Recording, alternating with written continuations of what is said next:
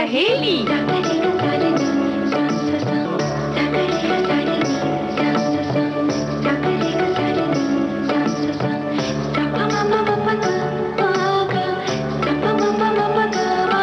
सखी सहेली।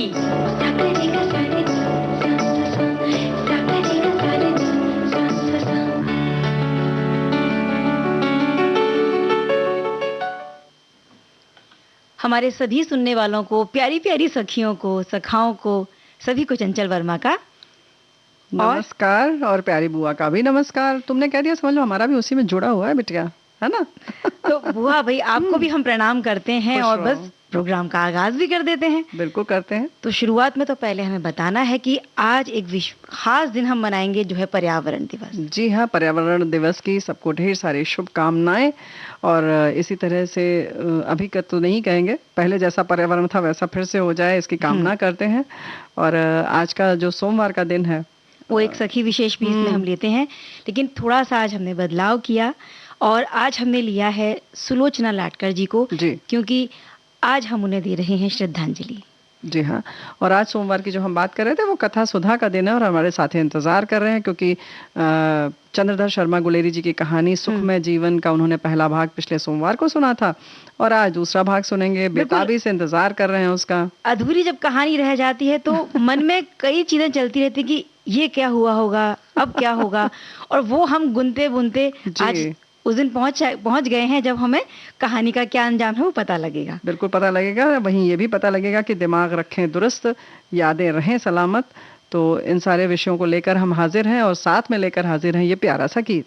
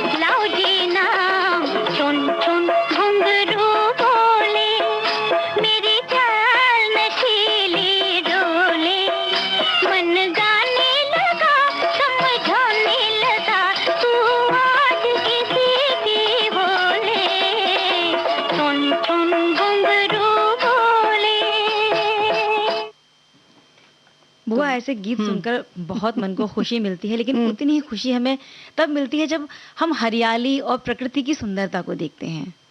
तो ये भी तो कह सकते हैं ना कि ये जो छम छम घुंघरू बोल रहे हैं, तो ये घुंघरू भी तो बहुत कुछ हमसे कहते हैं कि भाई ये जो पर्यावरण है इसको ठीक ठाक रखो, प्लास्टिक की थैली का प्रयोग मत करो, कपड़े की थैली का प्रयोग करो, है ना? बिल्कुल सही बात है। आज पूरे जनजीवन को सुरक्षित रखने के लिए सबसे पहले सुरक्षा करनी होगी हमें पर्यावरण की, लेकिन आधुनिकता की बढ़ती राह में ऐसी चीजों का इस्तेमाल हम कर रहे हैं ना, जिससे पर्यावरण खतरे में आ रहा है। बिल्कुल सही बात है। हमारा जनजीवन प्रभावित हो रहा है, प्राकृतिक आपदाएं जो हैं वो इसीलिए बढ़ रही हैं कहीं ना कहीं, क्योंकि हमारा पर्यावरण के साथ जो है बहुत गहरा संबंध है। वो है तो हम हैं, पर्यावरण सही है तो हम हैं, है ना? और इसी लिहाज से अगर हम देखें तो प्रदूषण की वजह से ही हमारा जो इकोसिस्टम है उसमें भी जो नकारात्मकता है वो बढ़ रही है। और इसीलिए अगर हम चाहते हैं स्वस्थ रहना, सुखी रहना, तो पर्यावरण का संरक्षण हम सबको मिलकर करना होगा, और इसीलिए तो ये दिन मनाते हैं हम। बिल्कुल सही बात है। विश्व पर्यावरण दिवस मनाया जाता है, लोगों को सचेत किया जाए, संरक्षित करने के लिए प्रोत्साहित किया जाए। समुद्री प्रदूषण हो, बढ़ती आबादी से प्रदूषण हो, ग्लोबल वार्मिंग है, सस्टेनेबल कंजप्शन और वाइल्ड लाइफ क्राइम जैसे पर्यावरण से जुड़े मुद्दों पर जागरूकता बढ़ाने के लिए कोशिश की जाती है कि ये सब ध्यान दिया जाए। थोड़ा सा इसका इतिहास अगर हम जाने बुआ, तो साल 1973 में संयुक्त राष्ट्र संघ ने पर्यावरण का जब बिगड़ता हुआ संतुलन देखा, और जब देखा कि दुनिया जूझ रही है, तो इसे उबारने के लिए और इसे हरा भरा बनाने के लिए और जागरूकता लोगों में आए, इसीलिए फिर इस दिन की शुरुआत की गई थी।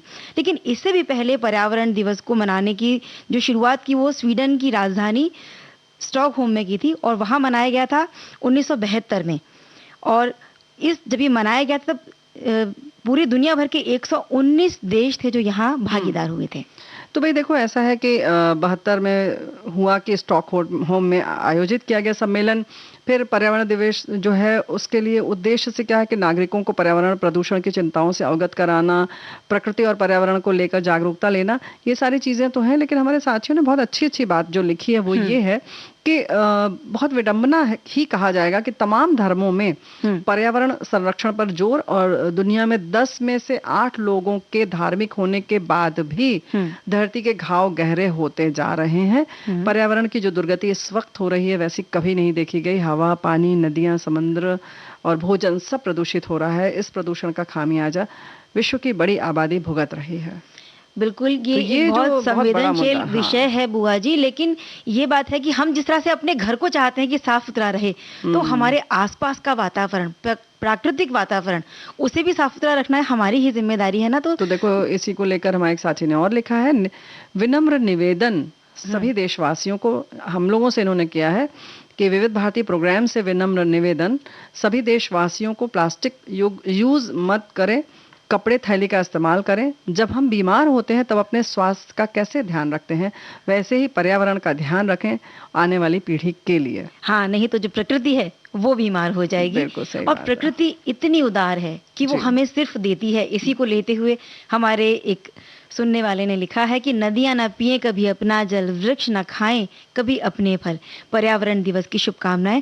कुदरत ने तो दी थी हमें एक ही धरती, हमने कहीं किसी को कंगाल बना दिया, किसी को वीरान बना दिया। तो अब इसे बचाने के लिए अब तू भी अपना समझा है इंसान, तो इसमें होगा तेरा ही नुकसान। सही बात है ना कि अभी अगर हम नहीं समझे तो नुकसान हमारा हो जाएगा। बिल्कुल सही बात है। हरे भरे पेड़ हैं, फूल, पत्ती, लकड़ी, सब कुछ हमें दे देते हैं। नदियां अपना पानी हमें दे देती हैं, और उन्हीं को तो हम नुकसान पहुंचा रहे हैं। बिल्कुल सही बात है।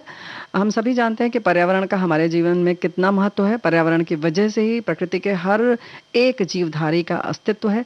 केवल पर्यावरण दिवस मना लेने से या दीवारों पर स्लोगन लिख देने मात्र से पर्यावरण सुरक्षित नहीं हो सकता। उसके लिए हर इंसान को जागरूक होना पड़ेगा। हर व्यक्ति को व्यक्तिगत रूप से इस ओर काम करना होगा। अधिक से अधिक पेड़ लगाना, पॉलिथीन का प्रयोग बिल्कुल बंद करना होगा, निजी वाहनों का कम से कम उपयोग करना, नदियों को साफ रखना, किसी भी प्रकार के कचरे को यहाँ वहाँ न फेंकना। इन्हीं बातों को अमल में लाकर हम सभी पर्यावरण को सुरक्षित रख सकते हैं। ये हमारे साथी ने लिखकर भेजा। बिल्कुल, जब ये संतुलन बिगड़ता है तो हम देखते हैं कि गर्मी अभी शुरू नहीं हुई लेकिन तापमान बहुत बढ़ गया है, और बेवक्त बेमौसम कभी भी बारिश हो जाती है। तो ये सब जो मौसमी बदलाव आते हैं ये इसीलिए आते हैं कि प्रकृति का संतुलन बहुत बिगड़ गया है, और इन सब चीजों की वजह से हमारा पूरा जनजीवन अस्त व्यस्त होता है, सब खतरे में आ जाता है। और प्रकृति जो हमें स्वच्छ वायु देती है, प्राण वायु देती है, जो हमें हर बीमारी से बचाने में बहुत बड़ी एक मददगार चीज़ है, उसी को हम नुकसान पहुंचा रहे हैं। जी हाँ, बिल्कुल सही बात है। तो इस बात पर ध्यान रखना चाहिए। और कैसे-कैसे रख सकते हैं, देखो, और बड़ी प्यारी-प्यारी पंक्तियाँ हमारे साथियों ने लिखकर भेजी है। इस रास्ते में जब कोई साया न पाएगा, ये आखिरी दरख्त बहुत याद आएगा। बस यही चिंता आज पर्यावरण के दिवस पर विशेष है। तो बहुत गहरी बात इन्होंने 2 लाइन में कही है, इस रास्ते में जब कोई साया न पाएगा, ये आखिरी दरख्त बहुत याद आएगा।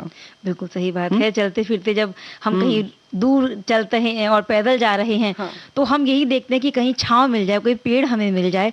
और बहुत सारे सुनने वालों ने प्लास्टिक के उपयोग ना करने पर लिखा है, तो क्योंकि एक थीम के साथ हम किसी भी दिवस को मनाते हैं, तो इस साल की थीम भी तो यही है बुआ। जी हाँ, बिल्कुल यही है कि सॉल्यूशंस टू प्लास्टिक पोल्यूशन, यानी प्लास्टिक प्रदूषण के समाधान पर ज्यादा मतलब फोकस करना है। इस बार केंद्र में यही है कि प्लास्टिक जो है वो किस तरह से नुकसानदेह है, इस पर हम ज्यादा ध्यान देंगे।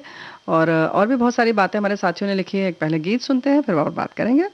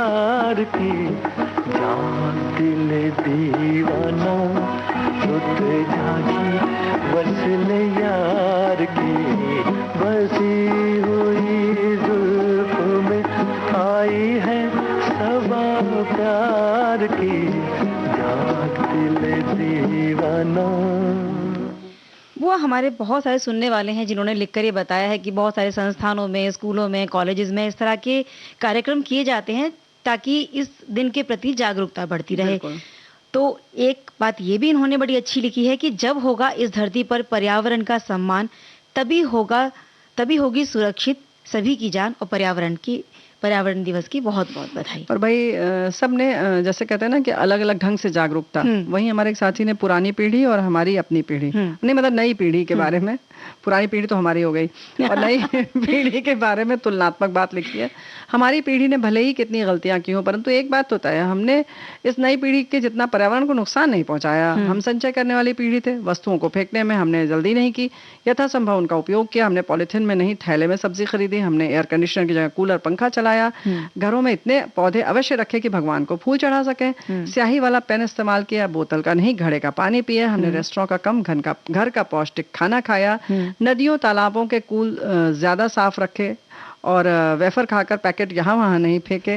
हमने भले मितव्ययिता से जीवन जिया पर इन सब में प्रदूषण न किया, पर्यावरण से मेल रखा और इस मामले में हम नई पीढ़ी से जीत गए। पर कितनी विकराल है ये हानि, कितनी दुखद है ये जीत। बिल्कुल सही बात है। और अगर हम बात करें कि जब हमें छुट्टी मिलती है तो हम ऐसी ही किसी जगह पर जाना चाहते हैं जहाँ बहुत सारे कुदरत के नज़ारे होते हैं, हरियाली होती है, झरने हों, पेड़ पौधे हों।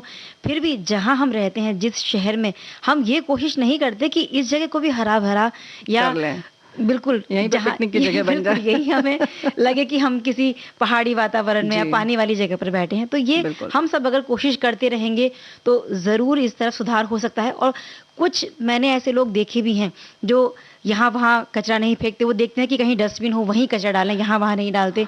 कुछ लोग तो पानी का संचय, पानी का संचय करते हैं। कुछ लोग तो बहुत सारे ये कैन में लेके पानी चलते हैं कि रास्ते में जहाँ जहाँ पौधे लगे वहाँ पानी डालेंगे। एक ऐसे ही एक व्यक्ति हैं और खुद वो वैज्ञानिक है, जबकि फिर वो इस तरीके का प्रयास करते हैं। हमारे एक साथी ने लिखा है कि प्रार्थना करिए कि हमारी संस्कृति में शामिल प्रकृति प्रेम की परिकल्पना हमारे दैनिक जीवन में भी सदा परिलक्षित हो।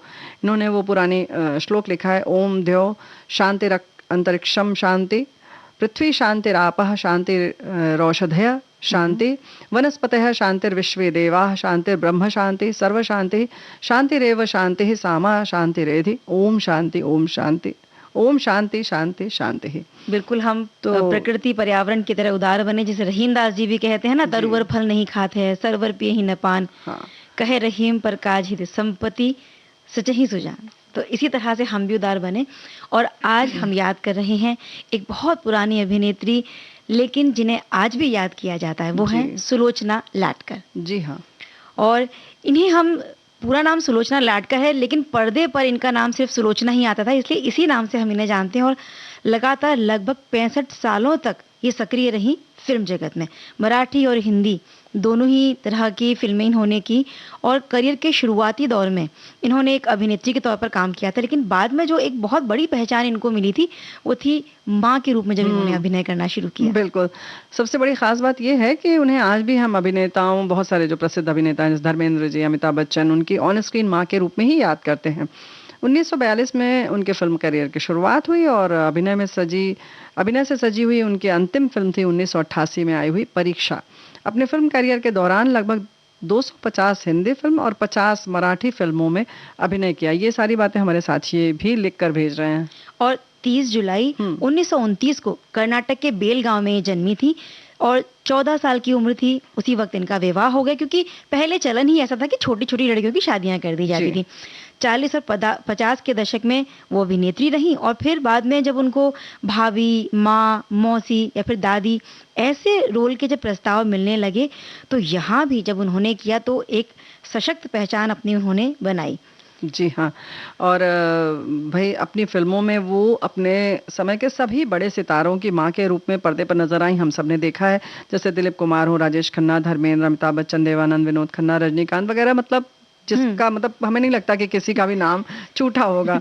माँ के रूप में जिन फिल्मों में उनकी भूमिका यादगार रही, उन फिल्मों की अगर हम बात करें तो देवानंद के साथ जब प्यार किसी से होता है उसे हम याद करते हैं ना, प्यार मोहब्बत, जॉनी मेरा नाम, दुनिया फिल्म है, जैसे अमीर गरीब है, वारंट है, जो शीला जैसी सुपरहिट फिल्में याद आ जाती हैं। और विनोद खन्ना की माँ का इन्होंने किरदार निभाया था मुकद्दर का सिकंदर में। साजन फिल्म में आशा पारेख की माँ बनी। बिल्कुल।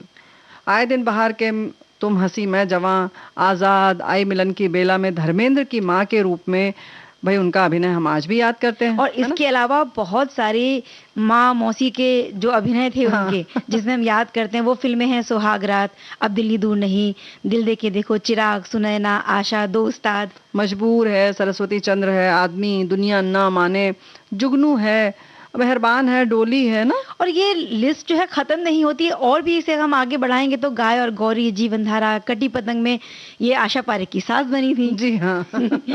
सबसे बड़ा रुपया कैसे भूल सकते हैं, दिल दौलत दुनिया भी याद आती है, रोटी कपड़ा मकान फिल्म कितनी प्रसिद्ध रही है ना, पहचान फिल्म देखो, तो ऐसी बहुत सारी फिल्में हैं। वहीं पौराणिक ऐतिहासिक पृष्ठभूमि पर बनी फिल्मों में भी उन्होंने सशक्त अभिनय किया, जैसे संपूर्ण रामायण, संत ज्ञानेश्वर, शंकर सीता अनुसुईया और बहुत सारी फिल्म। और उनकी ये जो यादगार भूमिकाएं थी या सशक्त अभिनय जो था, इसके लिए बहुत सारे पुरस्कार भी उनको समय समय पर दिए गए। 2004 में film fair life time achievement award से इनको नवाजा गया था। और भाई इसी तरह से चित्रभूषण पुरस्कार महाराष्ट्र सरकार की ओर से महाराष्ट्र भूषण, और 1999 में पद्मश्री से सम्मानित किया गया, और पिछले कई दिनों से अस्वस्थ थी और फिर इसी वजह से इनका इलाज चल रहा था। और फिर एक दिन ऐसा भी आया, यानी कि गुजरे दिन की हम बात कर रहे हैं, 4 जून की, इसमें उन्होंने अंतिम सांस ली और हमें अलविदा कह दिया। और जब इनकी आयु 94 वर्ष रही, और हम उनकी दुनिया भर की जो उनकी कहते हैं ना ढेर सारी बेहतरीन अदाएं हैं, उनको देखते हैं, उनको याद करते हैं, नमन करते हैं।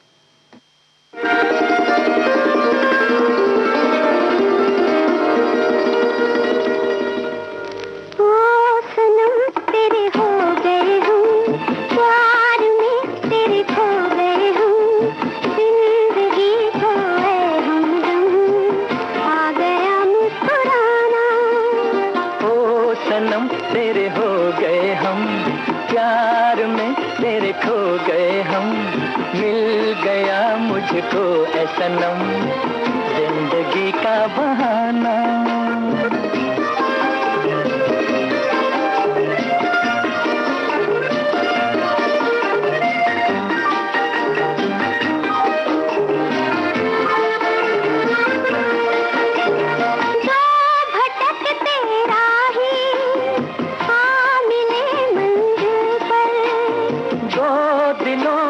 कश्ती आ लगी साहिल पर, मुस्कुराते जाए एक संग दो मुकद्दर, ओ सनम तेरे हो गए हम, प्यार में तेरे खो गए हम, जिंदगी खोए हमदम, आ गया मुस्कुराना।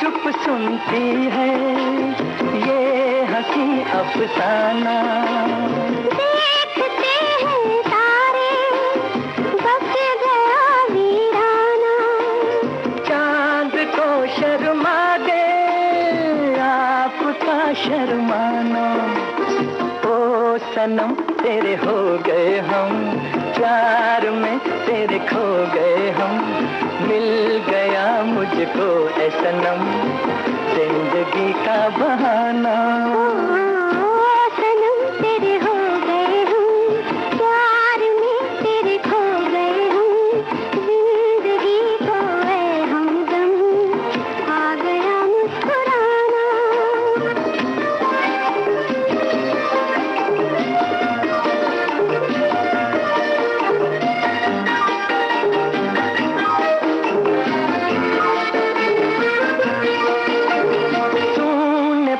में अचानक कोई पंछी बोला, चांद कर सपने से दिल किसी का डोला, रात की रानी का किसने घूंघट खोला, ओ सनम तेरे हो गए हम, प्यार में तेरे खो गए हम, मिल गया मुझको ऐ सनम जिंदगी का बहाना। बुआ आई मिलन की बेला फ़िल्म का ये गाना हम सुन रहे थे और सुलोचना जी की ही एक फ़िल्म थी। याद कर रहे हैं हम उनको। और बिल्कुल सही बात है। अदाकारों के बारे में इस तरह से बात करना, हमारे साथी ने भी बहुत सारी चीज़ें इनके बारे में लिख कर भेजा है। एक ने लिखा है कि इनका नाम बचपन में रंगूबाई था और फिर नाम बाद में सुलोचना जिसने रखा था उसका भी इन्होंने नाम लिखा है। तो ऐसे ऐसे संदेश और जानकारियाँ हमारे साथी भेजते रहते हैं और कहीं ना कहीं बहुत सारे लोगों को मालूम भी रहता है, कुछ लोगों को याद रह जाता है पढ़ी हुई चीज़, कुछ लोग भूल जाते हैं। बस यादें तभी हमें याद रह जाती हैं जब हमारा जो दिमागी संतुलन है वो भी सही रहता है। बिल्कुल सही बात है। और उम्र जैसे जैसे बढ़ती है ना, हम छोटी छोटी सी चीज़ों को भूलने लगते हैं। हमें ऐसा लगता है कि हमारी याददाश्त है वो धीरे धीरे शायद कहीं कमज़ोर तो नहीं हो रही है, या जो हमारी स्मरण शक्ति है वो कहीं जा रही है। और इस बात का कोई वैज्ञानिक आधार नहीं है कि ये बढ़ती उम्र में कम होती है, या इसके कई और कारण भी हो सकते हैं। बिल्कुल, बहुत सारे अन्य कारण हो सकते हैं, जैसे कई बार उम्र के साथ भी याददाश्त कमज़ोर होती है। लेकिन अगर कोई पारिवारिक और कामकाजी जिम्मेदारियां हैं, उनकी वजह से कोई समस्या आपको लगातार है जो परेशान कर रही है, या आपकी जीवन शैली इस तरह की है जो बहुत व्यस्त है, आप कहीं समय ही नहीं दे पाते हैं, तनाव बहुत ज़्यादा है, तब भी आपकी स्मरण शक्ति को प्रभावित करती है।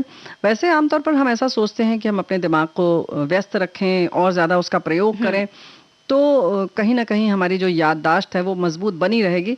लेकिन हर चीज़ की एक सीमा होती है। अब जैसे हम अपनी बहनों की बात करें तो घर और दफ्तर के बीच में तालमेल बिठाती रहती हैं। कभी कभी वो उनकी जो सामर्थ्य है उससे कहीं ज़्यादा हो जाता है, ज़्यादा जिम्मेदारी होती है तो नींद पूरी नहीं ले पाती। ऐसे में क्या होता है कि जब नींद पूरी नहीं होती तो हमारी पाचन शक्ति प्रभावित होती है, फिर भूख नहीं लगती, कुछ ना कुछ शेड्यूल जो है वो बिगड़ जाता है, तो सारी व्यवस्था जो है वो चरमरा जाती है। तो हमारा जो फिटनेस का जो स्तर है वो कहीं ना कहीं बिगड़ता है और जाहिर है फिर की स्मरण शक्ति प्रभावित हो जाती है। और दिमाग भी तभी तो तेजी से चलेगा जब हमारा शरीर स्वस्थ तरीके से रहेगा, सुस्ती नहीं होगी। आलस से अगर हम घिरे रहेंगे ना तो जो सोचने की, याद रखने की शक्ति है वो जाहिर सी बात है कि कमजोर हो ही जाएगी। इसीलिए सुबह की थोड़ी सी हम सैर करें, थोड़ा सा व्यायाम करें, जिससे शारीरिक के स्वास्थ्य के अलावा मानसिक स्वास्थ्य भी हमारा अच्छा रहेगा। और ताज़ी खुली हवा में थोड़ी सी सैर करके जब आते हैं ना तो जो कोशिका यानी नए न्यूरॉन्स हैं उनका निर्माण होता है और दिमाग का वो हिस्सा सक्रियता से काम करने लगता है जो नई चीजें सीखने में हमारी मदद करता है। और सुबह व्यायाम के हम अक्सर बात करते हैं, लेकिन जब आप ऐसी हरियाली की जगह पर जाएं तो खूब गहरी गहरी सांसें लें और कोशिश करें कि आपके फेफड़े जो हैं उनमें खूब अच्छे से भर जाए, उसको फुलाएं एक तरीके से। कुछ लोग जैसे आप ध्यान नहीं दिया होगा कि सांस हम अक्सर लेते हैं तो पेट फूलता है, नहीं, आप अपने छाती को फुलाएं, फेफड़ों में हवा भरें और उतनी ही ज़्यादा निकालेंगे। जब निकालेंगे, खाली करेंगे तभी हम ले पाएंगे। तो इस तरह से कहीं ना कहीं आप वो करें।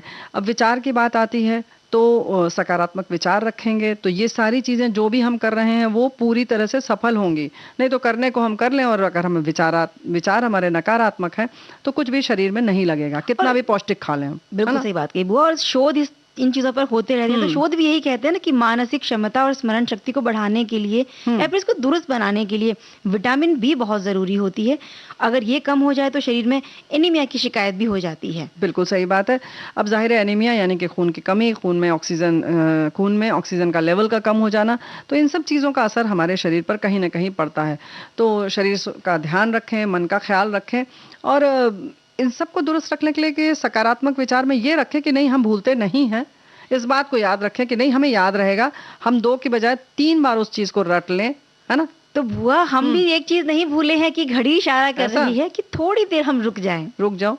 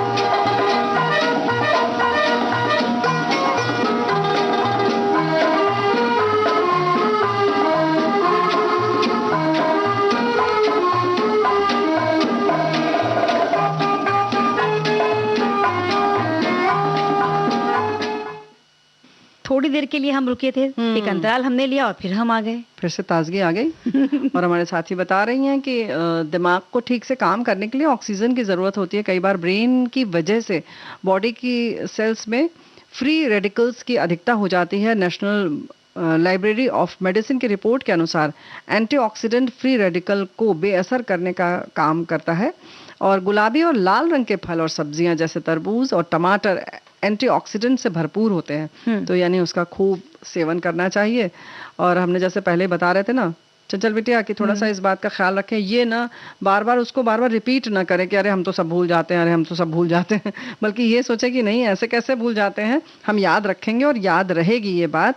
तो ये जो है हमारे जो विचारों को और मस्तिष्क को भी तंदुरुस्त रखता है। और जैसे हमारे सुनने वाले कह रहे हैं कि अच्छा फल खाने हैं, हमें अच्छा भोजन लेना है, तो जो जंक फूड है उनसे बचें, जिनमें पिज्ज़ा बर्गर आते हैं उनसे हम बचें। आहार में हम दूध, दालें, सोयाबीन, बादाम और अन्य जो पौष्टिक तत्व हैं उनको शामिल कर सकते हैं। बिल्कुल। बार बार हम सकारात्मक सोच की बात करते हैं कि पौष्टिक तत्व तभी हमारे पूरी जो कहते हैं ना कि उनका 100% हम उपयोग तभी कर पाएंगे जबकि हम अपनी सोच अच्छी रखेंगे। कितना भी अच्छा खा लें और अगर हम क्रोध में आ जाते हैं या कुछ दुखी हो जाते हैं तो वो ज़ीरो हो जाता है। तो इस बात का ख्याल रखें क्योंकि हमने उसमें पैसा लगाया है, समय लगाया है, ऊर्जा लगाई है अपनी, तो इन सब चीज़ों का हमें महत्व समझना होगा और अपनी जीवन शैली को इस तरह से बनाएं और ये देखें कि हमें क्या क्या मिला है ना, जिसमें आप थोड़ा बहुत अगर बच्चों के साथ खेल लें अपने खुशी के लिए, अपने मनोरंजन के लिए, तो ये चीज़ें भी हमें कहीं ना कहीं तरोताज़ा कर देती हैं। और फिर भी अगर लगे कि कभी कभी याददाश्त हमारी कमज़ोर हो रही है या चीज़ों को हम भूलने लगे हैं, तो दिमागी कसरत भी शुरू कर दें। और ये जो कसरतें होती हैं ना, ये बड़ी मज़ेदार होती हैं और खेल खेल में चीज़ें बहुत जल्दी याद भी हो जाती हैं।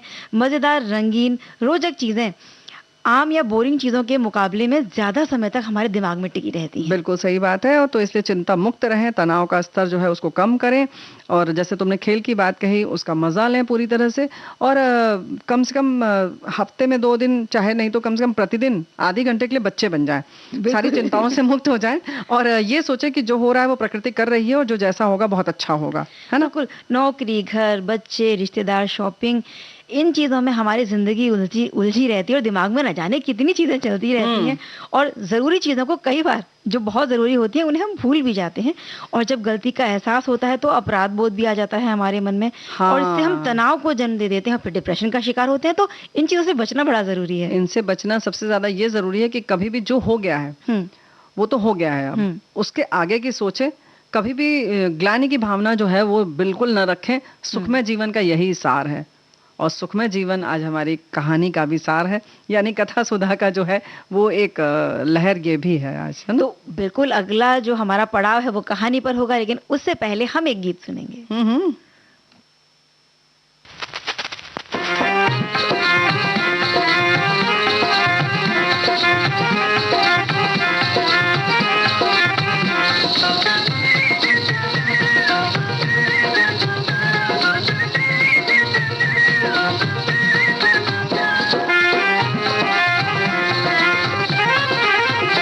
बिछड़े हुए मिलेंगे फिर, बिछड़े हुए मिलेंगे फिर, किस्मत ने घर मिला दिया, किस्मत ने घर मिला दिया।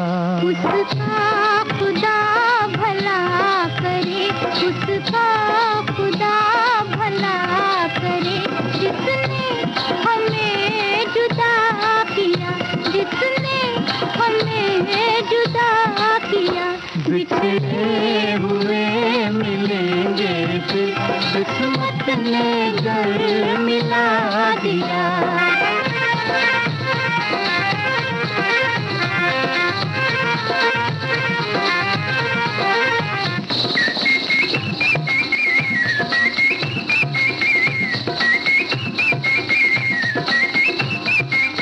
जब याद मेरी सताएगी और नींद न तुझको आएगी, जब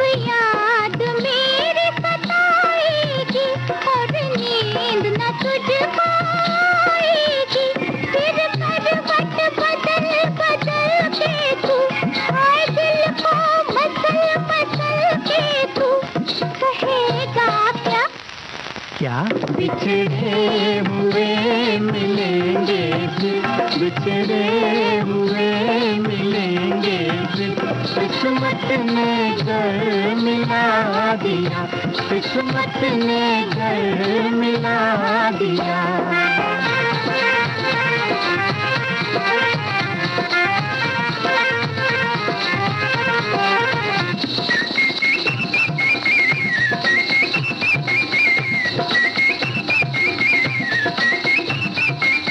जब काली बदरिया छाएगी, उल्फत मेरी लहराएगी। जब काली बदरिया छाएगी, उल्फत मेरी लहराएगी। तो मस्ती में अपनी झूम के, गप्पे जिगर को झूम के, कहेगा क्या क्या? बिछड़े हुए मिलेंगे फिर, बिछड़े। देखो चंचल बेटे हमारे साथ ही बड़ी प्यारी प्यारी चीजें लेकर आते हैं। जैसे कल नूतन का जन्मदिन था, तो ये लिख रहे हैं कि आप भूल गई, फिल्म का नाम सब बता दिया लेकिन सुजाता फिल्म भूल गए। इस फिल्म में इन्होंने नूतन की माँ का सशक्त किरदार निभाया था, इसी रोल ने उन्हें काफी लोकप्रियता दिलाई थी। तो भाई हमने सारी फिल्मों का नाम भी नहीं लिया और संभव भी नहीं है, लेकिन फिर भी आपने सुजाता फिल्म याद दिलाई, इसके लिए बहुत बहुत धन्यवाद। और अब सुनते हैं कथा सुधा में कहानी सुखमय जीवन।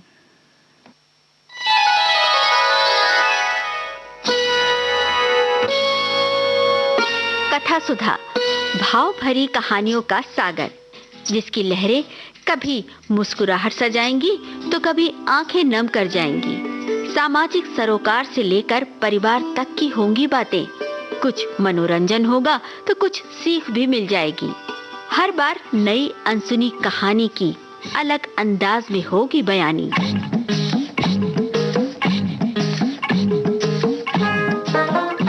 कहानी की मौलिकता बनाए रखते हुए श्रोताओं के लिए कार्यक्रम रोचक और सुगम हो, इसलिए कहानी में थोड़े बहुत बदलाव किए गए हैं। आशा है आपको कथा सुधा में डूबना अच्छा लगेगा। कथा सुधा में आज हम लेकर आए हैं चंद्रधर शर्मा गुलेरी जी की कहानी सुखमय जीवन।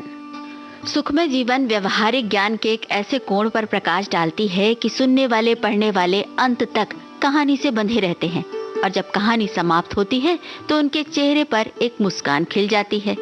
तो आइए आज सुनते हैं इस कहानी का दूसरा और अंतिम भाग।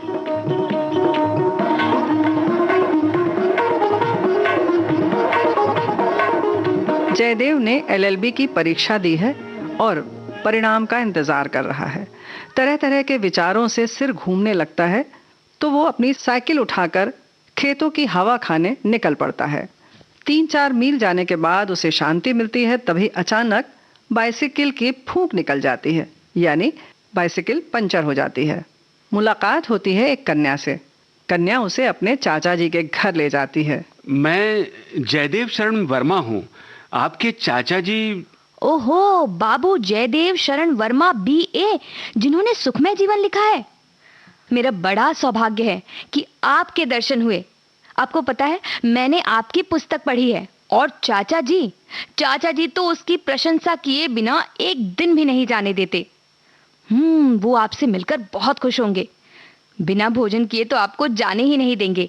और आपके ग्रंथ को पढ़ने से हमारा परिवार सुख कितना बड़ा है, मैं इस पर तो कम से कम 2 घंटे तक व्याख्यान देंगे ही। अब चाचा जी के घर जाकर क्या होता है, आइए सुनते हैं।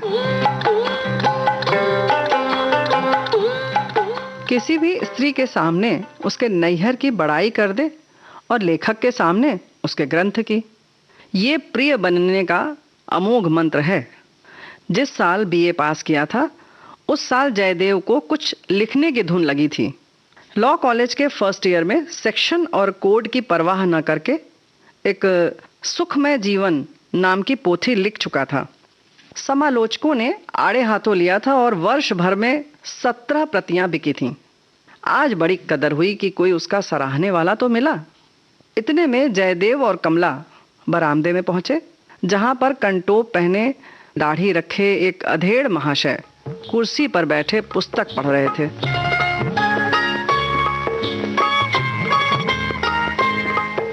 बालिका बोली, चाचा जी, आज आपके बाबू जयदेव शरण वर्मा बीए को साथ लेकर आई हूँ। अच्छा? इनकी बाइसिकल बेकाम हो गई है। अपने प्रिय ग्रंथकार से मिलाने के लिए कमला को धन्यवाद मत दीजिए, बल्कि दीजिए धन्यवाद इनके पंप भूल आने को। वृद्ध ने जल्दी ही चश्मा उतारा और दोनों हाथ बढ़ाकर अपने प्रिय जयदेव महोदय से मिलने के लिए पैर बढ़ा दिए। कमला, जरा जल्दी अपनी माता को बुला ला। अरे आइए बाबू साहब, आइए। जी जी, नमस्ते नमस्ते। मुझे आपसे मिलने की बड़ी उत्कंठा थी। मैं गुलाब राय वर्मा हूँ जी। पहले कमिश्नरेट में हेड क्लर्क था। अब पेंशन लेकर इस एकाकी स्थान में रहता हूँ। 2 गौ रखता हूँ और कमला और उसके भाई प्रबोध को पढ़ाता हूँ। अच्छा।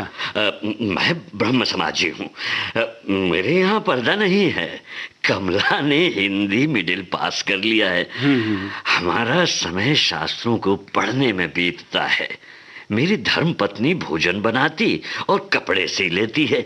मैं उपनिषद और योग वशिष्ठ का तर्जुमा पढ़ा करता हूँ। स्कूल में लड़के बिगड़ जाते हैं, प्रबोध को इसीलिए घर पर पढ़ाता हूँ। अच्छा। इतना परिचय दे चुकने पर वृद्ध ने श्वास लिया। जयदेव को इतना ज्ञान हुआ कि कमला के पिता उन्हीं की जाति के हैं। जो कुछ उन्होंने कहा था उसकी ओर तो जयदेव के कान नहीं थे।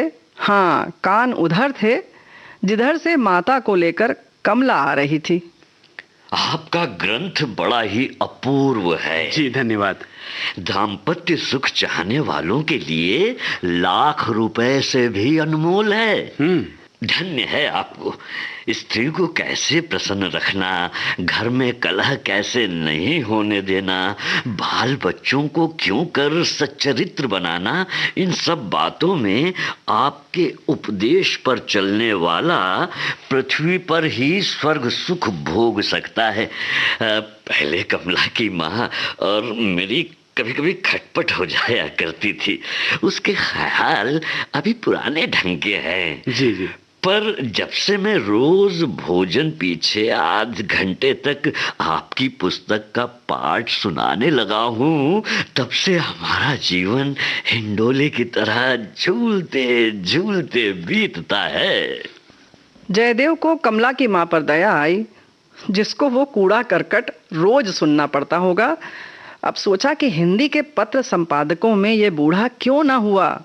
यदि होता तो आज जयदेव की तूती बोलने लगती। आपको गृहस्थ जीवन का कितना अनुभव है जी। आप सब कुछ जानते हैं।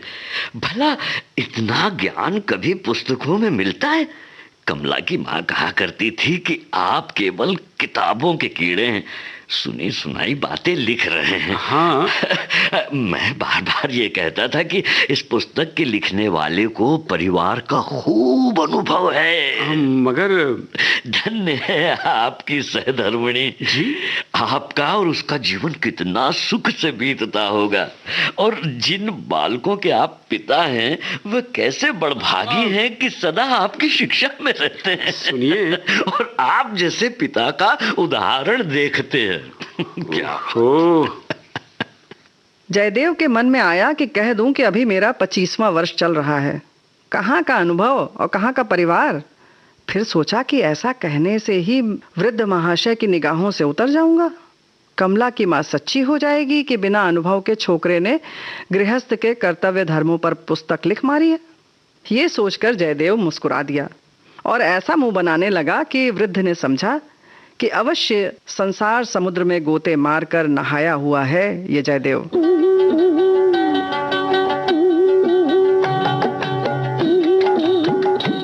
वृद्ध ने उस दिन जयदेव को जाने नहीं दिया। कमला की माता ने प्रीति के साथ भोजन कराया और कमला ने पान ला कर दिया। न अब कालानगर की मलाई की बर्फ याद आ रही थी, न सन के मित्र की। चाचा जी की बातों में ही फी सैकड़े 70 तो जयदेव की पुस्तक और उनके रामबाण लाभों की प्रशंसा थी, जिसको सुनते सुनते जयदेव के कान दुख गए। फी सैकड़े 25 वो जयदेव की प्रशंसा और पति जीवन पितृजीवन की महिमा गा रहे थे। काम की बात बस 20वां हिस्सा थी, जिससे मालूम पड़ा कि अभी कमला का विवाह नहीं हुआ है। उसे अपने फूलों की क्यारियों को संभालने का बड़ा प्रेम है। सखी के नाम से महिला मनोहर मासिक पत्र में लेख भी लिख दिया करती है। सायंकाल को जयदेव बगीचे में टहलने निकला। देखता क्या है, एक कोने में केले के झाड़ों के नीचे मोतिये और रजनीगंधा की क्यारियां हैं और कमला उसमें पानी दे रही है। सोचा कि यही समय है, आज मरना है या जीना है।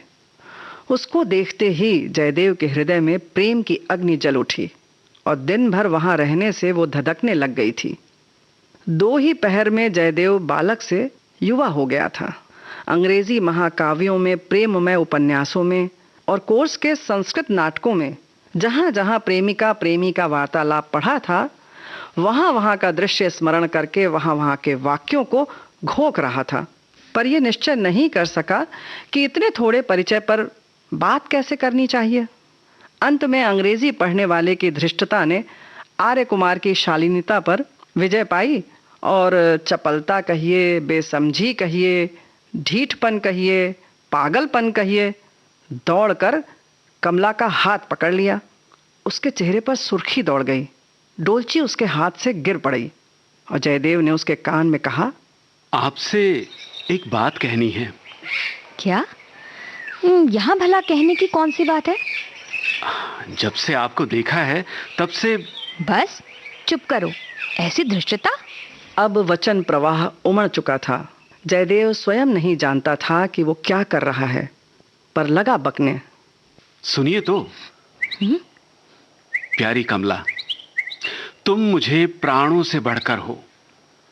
प्यारी कमला, मुझे अपना भ्रमर बनने दो। मेरा जीवन तुम्हारे बिना मरुस्थल है, उसमें मंदाकिनी बनकर बहो। मेरे जलते हुए हृदय में अमृत की पट्टी बन जाओ। जब से तुम्हें देखा है मेरा मन मेरे अधीन नहीं है। मैं तब तक शांति न पाऊंगा जब तक तुम। आपको ऐसी बातें कहते लज्जा नहीं आती? धिक्कार है आपकी शिक्षा को, धिक्कार है आपकी विद्या को। इसी को आपने सभ्यता मान रखा है कि किसी अपरिचित कुमारी से एकांत ढूंढकर ऐसा घृणित प्रस्ताव करे? तुम्हारा ये साहस कैसे हो गया? तुमने मुझे क्या समझ रखा है? सुखमय जीवन का लेखक और ऐसा घृणित चरित्र? चुल्लू भर पानी में डूब मरो, अपना काला मुंह मत दिखाओ। अभी अभी चाचा जी को बुलाती हूँ। जयदेव बस सुनता जा रहा था। सोचने लगा, क्या मैं स्वप्न देख रहा हूँ? ये अग्निवर्षा किस अपराध पर? तो फिर जयदेव ने भी हाथ नहीं छोड़ा। कहा, सुनो कमला, यदि तुम्हारी कृपा हो जाए तो सुखमय जीवन। देखा तेरा सुखमय जीवन जी। आस्तीन के सांप पापात्मा, मैंने साहित्य सेवी जानकर और ऐसे उच्च विचारों का लेखक समझकर तुझे अपने घर में घुसने दिया और तेरा विश्वास और सत्कार किया। प्रच्छन्न पापिन, वक्दंभिक, बिडाल वर्तक, मैंने तेरी सारी बातें सुन ली है। चाचा जी आकर लाल लाल आंखें दिखाकर क्रोध से कांपते हुए कहने लगे, शैतान, तुझे यहाँ आकर माया जाल फैलाने का स्थान मिला। उफ, मैं तेरी पुस्तक से चला गया। पवित्र जीवन की प्रशंसा में फॉर्मों के फॉर्म काले करने वाले तेरा ऐसा हृदय जी, कपटी विष के घड़े। उनका धारा प्रवाह बंद ही नहीं होता था। पर कमला की गालियां और थीं और चाचा जी की और। फिर तो जयदेव ने भी गुस्से में आकर कहा, बाबू साहब, जबान संभाल कर बोलिए। आपने अपनी कन्या को शिक्षा दी है और सभ्यता सिखाई है। मैंने भी शिक्षा पाई है और कुछ सभ्यता सीखी है। आप धर्म सुधारक हैं। यदि मैं उसके गुण रूपों पर आसक्त हो गया तो अपना पवित्र प्रणय उसे क्यों न बताऊं? पुराने ढर्रे के पिता दुराग्रही होते सुने गए हैं। आपने क्यों सुधार का नाम लजाया है? तुम सुधार का नाम मत लो, तुम तो पापी हो, सुखमय जीवन के कर्ता होकर। अरे भाड़ में जाए सुखमय जीवन, उसी के मारे ना को दम है। सुखमय जीवन के कर्ता ने क्या यह शपथ खा ली है कि जन्म भर कुंवारा ही रहे? क्या उसे प्रेम भाव नहीं हो सकता? क्या उसमें हृदय नहीं होता? जीवन भर कंवारा है? काहे की? मैं तो आपकी पुत्री से निवेदन कर रहा था कि जैसे उसने मेरा हृदय हर लिया है, वैसे यदि अपना हाथ मुझे दे दे तो उसके साथ सुखमय जीवन के उन आदर्शों का प्रत्यक्ष अनुभव करूं जो अभी तक मेरी कल्पना में है। पीछे हम दोनों आपकी आज्ञा मांगने आते, आप तो पहले ही दुर्वासा बन गए। आपका विवाह नहीं हुआ है? नहीं। आपकी पुस्तक से तो जान पड़ता है कि आप कई वर्षों से गृहस्थ जीवन का अनुभव रखते हैं। तो कमला की माता ही सच्ची थी। हाँ, ये बात सही है कि कमला की माता सच्ची थी। इतनी बातें हुई थी, पर ना मालूम क्यों कमला का हाथ नहीं छोड़ा था जयदेव ने। इतनी गर्मी के साथ शास्त्रार्थ हो चुका था, परंतु वो हाथ जो क्रोध के कारण लाल हो गया था, जयदेव के हाथ में ही पड़ा हुआ था। अब उसमें सात्विक भाव का पसीना आ गया था और कमला ने लज्जा से आंखें नीची कर ली थीं। विवाह के पीछे कमला कहा करती थी, नामालूम विधाता की किस कला से उस समय मैंने तुम्हें झटक कर अपना हाथ नहीं खींच लिया। कमला के दोनों हाथों को खींचकर जयदेव ने अपने दोनों हाथों के संपुट में ले लिए और कमला ने उसे हटाया नहीं, और इस तरह चारों हाथ जोड़कर वृद्ध से कहा, चाचा जी, उस निकम्मी पोथी का नाम मत लीजिए। बेशक कमला की मां सच्ची हैं, पुरुषों की अपेक्षा स्त्रियां अधिक पहचान सकती हैं कि कौन अनुभव की बातें कह रहा है और कौन हाँक रहा है। आपकी आज्ञा हो तो कमला और मैं दोनों सच्चे सुखमय जीवन का आरंभ करें। क्यों नहीं? 10 वर्ष पीछे मैं जो पोथी लिखूंगा उसमें किताबी बातें ना होंगी, केवल अनुभव की बातें होंगी। ये बात तो है। वृद्ध ने जेब से रुमाल निकालकर चश्मा पोंछा और अपनी आंखें पोंछी। आंखों पर कमला की माता के विजयी होने के क्षोभ के आंसू थे या घर बैठी पुत्री को योग्य पात्र मिलने के हर्ष के आंसू, राम जाने। दोनों मेरे पीछे पीछे चले आओ। कमला, हाँ? तेरी माँ ही सच कहती थी।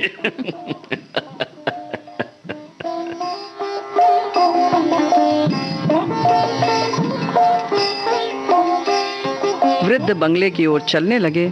उनकी पीठ फिरते ही कमला ने आंखें मूंद कर जयदेव के कंधे पर सिर रख दिया।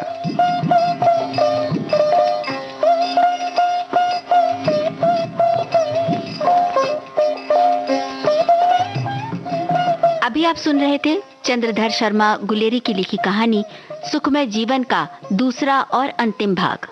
पात्र परिचय इस प्रकार है: जयदेव जयंत पात्रीकर, कमला नेहा शर्मा, चाचा जी श्याम, सूत्रधार रेणु चतुर्वेदी, प्रस्तुति सहयोग आकांक्षा सिंह, प्रस्तुतकर्ता अनुश्री पाठक, परिकल्पना और निर्देशन रेणु चतुर्वेदी।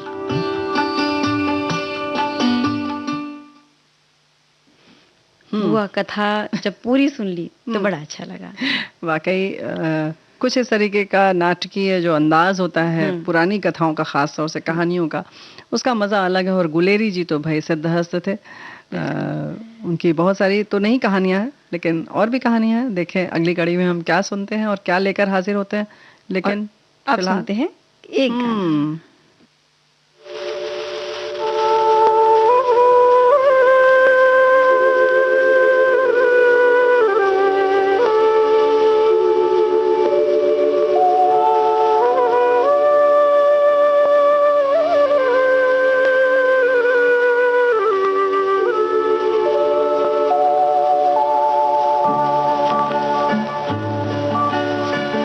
छुप गया कोई रे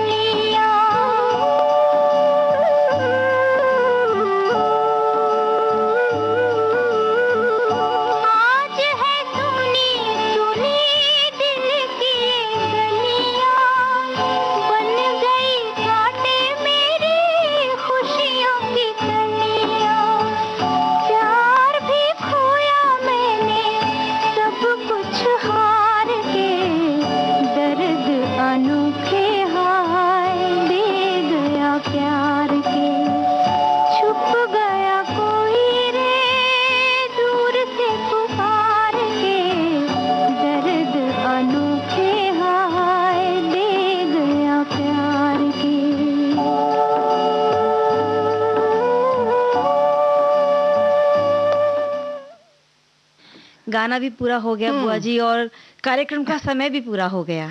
बिल्कुल पूरा हो गया, और अगले सोमवार हम फिर नई कड़ी के साथ हाजिर होंगे, लेकिन फिर भी कल मिलेंगे। और एक वो उत्सुकता हमारे सुनने वालों में बनी रहे कि अगली बार की कहानी कौन सी होगी। इसी के साथ हम लेते हैं विदा। चंचल वर्मा और प्यारी बुआ का नमस्कार।